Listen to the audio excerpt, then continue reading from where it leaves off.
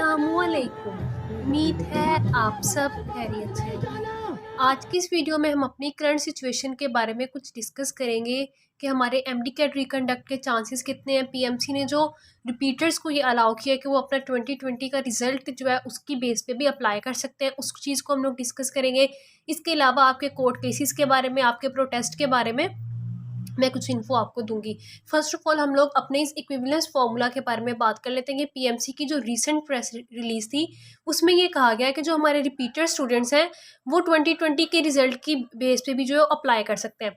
अब ये बात हम सबको पता है कि एज़ कम्पेयर टू 2021 हमारा 2020 का जो रिजल्ट था वो बहुत बेहतर था, उसमें स्टूडेंट्स के मार्क्स ज़्यादा थे। लेकिन पीएमसी उनकी सिर्फ एक चाल है स्टूडेंट को डिवाइड करने के लिए। कैसे? अब आप देखें, पीएमसी ने अपने नोटिफिकेशन में ये लिखा हुआ है कि एक हम लोग इक्विवेलेंस फार्मूला जो है उसकी बेस पे आपके मार्क्स जो है वो डिटरमिन करेंगे। अभी इक्विवेलेंस फार्मूला आप अक्सर देखते हैं यूनिवर्सिटीज़ में, जब रिपीटर्स को पता होगा कि जब वो एडमिशन लेते हैं तो कुछ यूनिवर्सिटीज़ जो है इक्विवेलेंस बेस पे, कुछ यूनिवर्सिटीज़ जो है वो मार्क्स रिपीटर्स के डिडक्ट करती हैं। जैसे कुछ यूनिवर्सिटीज़ 3% मार्क्स डिडक्ट करती हैं, कुछ यूनिवर्सिटीज़ 2% मार्क्स डिडक्ट करती हैं। तो इसी तरह का कोई इक्विवेलेंस फार्मूला अगर पीएमसी यहाँ पे लेके आती है, जैसे एक रिपीटर के मार्क्स 180 थे लास्ट ईयर और उसका कहा जाए कि पीएमसी के इसके 3% मार्क्स आपने डिडक्ट कर देने हैं, तो वो बात तो फिर वहीं पे आ जाती है कि वो जो मार्क्स हैं वो 2021 के स्टूडेंट्स के इक्वल ही आ जाएंगे। तो इस चीज़ का मेरिट पे कोई असर नहीं पड़ने वाला।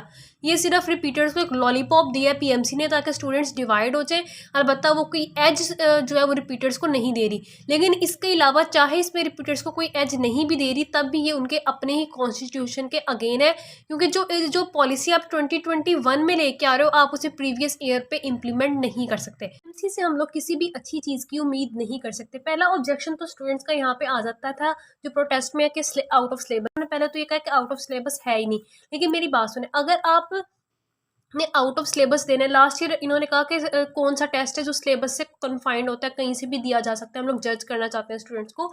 तो उसमें ये होता है कि या तो फिर आप सिलेबस ही ना दें। जब आपने स्टूडेंट्स को एक सिलेबस दे दिया तो फिर आपका फ़र्ज़ है कि आप उस पर कन्फाइंड रहें। चलें सिलेबस की बात एक साइड पे, आप क्वेश्चन ऐसे दे रहे हैं। अब बहुत सी स्टेटमेंट्स ऐसी हैं, बहुत सी चीज़ें ऐसी हैं जो फेडरल में, पंजाब में आपस में क्लैश करती हैं। एक बुक में कॉन्सेप्ट और है, दूसरी बुक में कॉन्सेप्ट और है, तो यहाँ पे स्टूडेंट का क्या कसूर है। और बहुत से क्वेश्चंस कुछ ऐसे भी हम लोगों ने देखे जब हम लोग सॉल्व कर रहे थे अपने टेस्ट के। ऐसे क्वेश्चंस थे जो किसी भी प्रोविंस की बुक में इंक्लूड नहीं थे।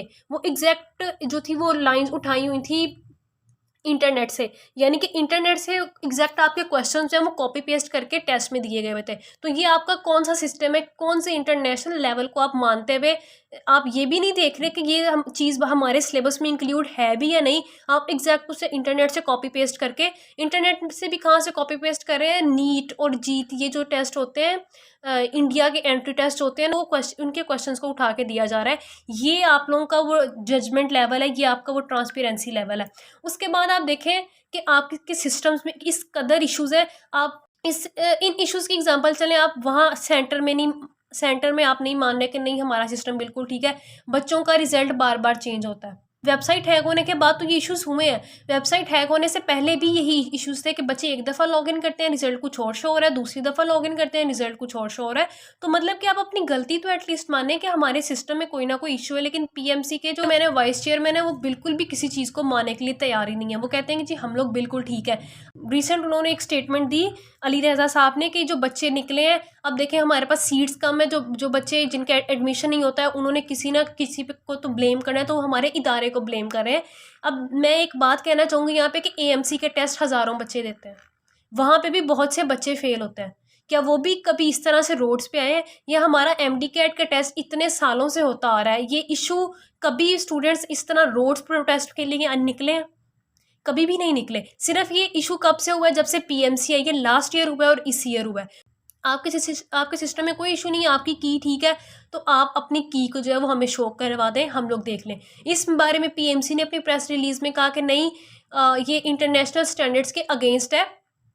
हम लोग अपनी जो है हम लोग अपना क्वेश्चन बैंक या अपनी की जो है उसको रिलीज़ नहीं कर सकते। तो आपको इंटरनेशनल स्टैंडर्ड्स की बहुत फ़िक्र है। आपने पाकिस्तान के कॉन्स्टिट्यूशन की कौन सी फ़िक्र की? लास्ट ईयर जब पीएमसी को अप्रूवल मिला, उस टाइम ये जो कंपनी है हमारी, ये गैर आइनी तरीके से हमारा ये कमीशन बनाया गया। उस टाइम पाकिस्तान के कॉन्स्टिट्यूशन की जो खिलाफ वर्जी हुई, उसके अगेंस्ट जो काम हुआ, तब इनको कोई ऐसा ख्याल नहीं आया। लेकिन आज इनको ये याद आ रहा है कि नहीं, इंटरनेशनल जो लेवल है उसकी जो है वो वायलेशन हो रही है।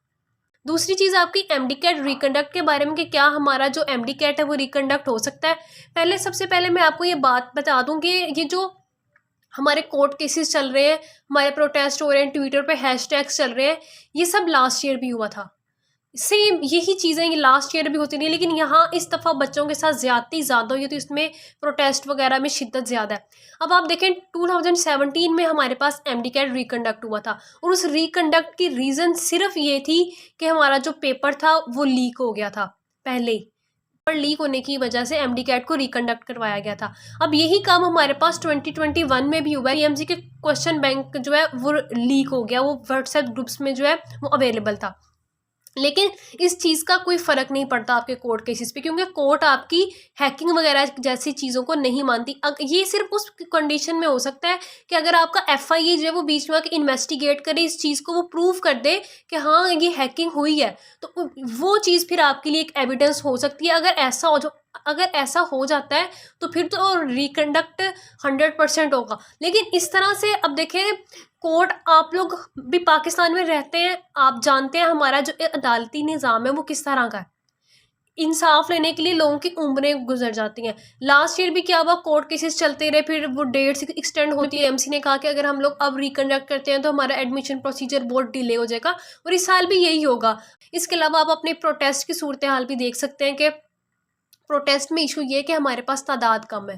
स्टूडेंट्स हक लेना चाहते हैं, लेकिन कुछ आगे बढ़ के करना नहीं चाहते। रात जो कुछ हुआ वो वाकई एक काबिल मजम्मत था कि स्टूडेंट्स ने जब प्राइम मिनिस्टर हाउस की तरफ जाने की कोशिश की तो उनके ऊपर तशद्दुद किया गया। बहुत से स्टूडेंट्स जो इस टाइम वो हॉस्पिटल्स में हैं, कुछ को उन्होंने अरेस्ट कर लिया हुआ है।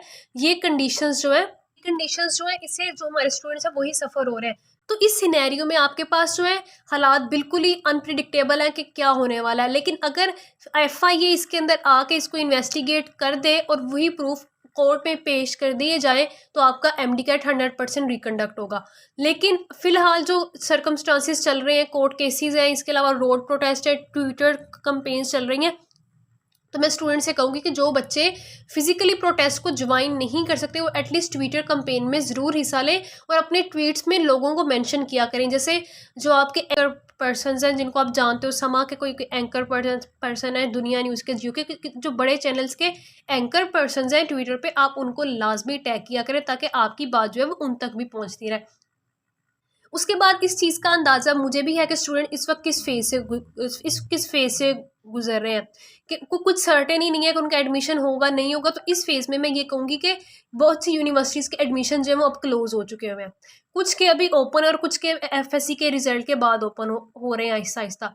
तो मैं कहूँगी कि चाहे आपका अभी एमडी कैट रिकंडक्ट होता है नहीं होता, लेकिन at least as a safe as आप किसी भी यूनिवर्सिटी में लाजमी अप्लाई करें, ताकि अगर सपोज़ आपका एमडी कैट रिकंडक्ट नहीं होता, आपके कोर्ट केसेस 2 महीने चलते हैं, 3 महीने चलते हैं, आपका रिकंडक्ट नहीं होता, तो उसके बाद आपके पास क्या चांस रह जाएगा? आपका साल वेस्ट।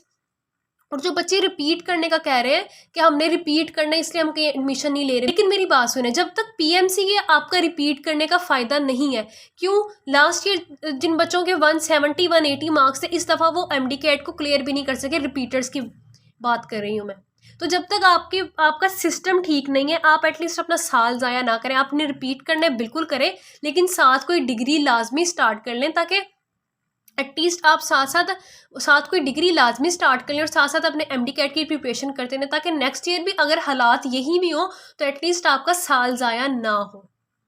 ये कुछ क्वेश्चंस थे जो बच्चे मुझसे बहुत दिनों से पूछ रहे थे कि इक्विवेलेंस फार्मूला के बारे में बता दें। वो सिर्फ पीएमसी का एक लॉलीपॉप है, इससे ज़्यादा सिर्फ उन्होंने स्टूडेंट्स को डिवाइड किया है ताकि उनकी आवाज़ को दबाया जा सके। इससे ज़्यादा इसमें किसी को कोई एज मिलने नहीं वाला। अभी इक्विवेलेंस फार्मूला जो है वो पीएमसी ने अनाउंस नहीं किया, देखें उसमें वो क्या अनाउंस करते हैं। बाकी हमारी तो दिली दुआ यही है कि अल्लाह ताला आप लोगों के लिए आसानियाँ पैदा करे, आप लोगों की मुश्किलों को आसान करे और हमारे बच्चे, हमारे स्टूडेंट्स, हमारे बहन-भाई जो इस वक़्त रोड्स पे हैं, हमारे आप लोगों के हक लेने के लिए अल्लाह ताला उनको अपने हिफ्ज़-ओ-ईमान में रखे। अल्लाह